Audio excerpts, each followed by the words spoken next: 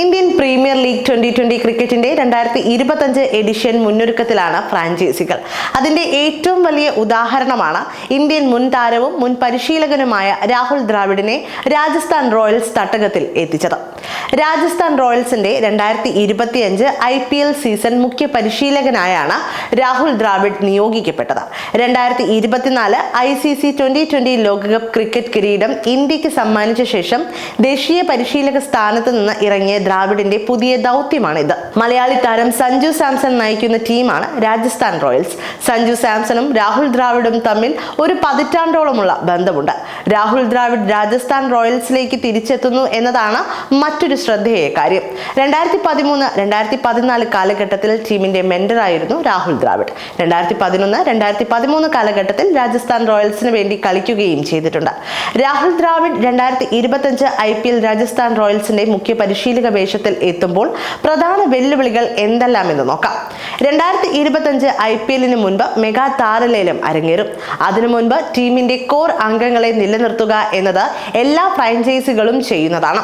അതായത് ലേലത്തിന് മുൻപ് ആരെയൊക്കെ നിലനിർത്തണം എന്നതാണ് രാജസ്ഥാൻ റോയൽസിൽ രാഹുൽ ദ്രാവിഡിന്റെ ആദ്യ വെല്ലുവിളി.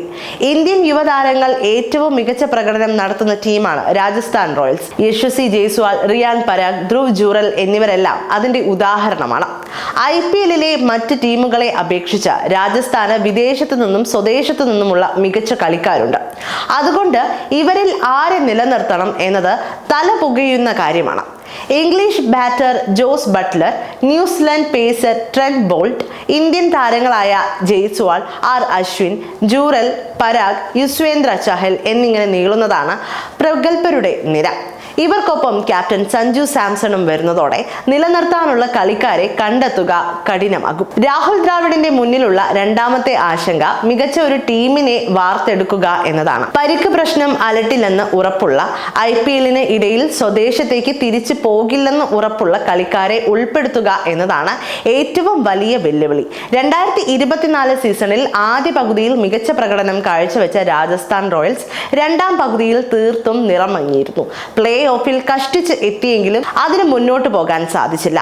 പരിക്കും ദേശീയ ദൗത്യവുമായി ജോസ് ബട്ട്ലറെ പോലുള്ള ചില പ്രധാന കളിക്കാരെ നഷ്ടമായതാണ് രാജസ്ഥാന്റെ കരുത്ത് ചോർത്തിയത്. ക്വാളിഫയറിൽ ടോം കോഹ്ലർ ആയിരുന്നു ജോസ് ബട്ട്ലറിന് പകരം ഓപ്പണിങ്ങിന് എത്തിയത്. ഇമ്പാക്ട് പ്ലെയറായി ഇറക്കിയവർ തിളങ്ങിയതുമില്ല.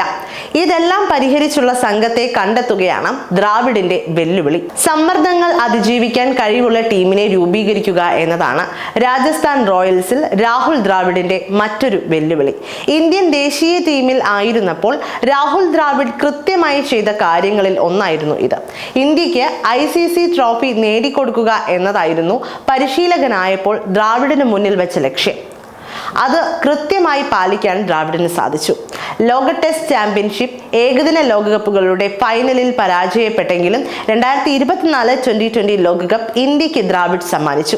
2008 അരങ്ങേറിയ പ്രഥമ IPL ചാമ്പ്യന്മാരായ ശേഷം രാജസ്ഥാൻ റോയൽസിന് ആ പ്രകടനം ആവർത്തിക്കാൻ ഇതുവരെ സാധിച്ചിട്ടില്ല.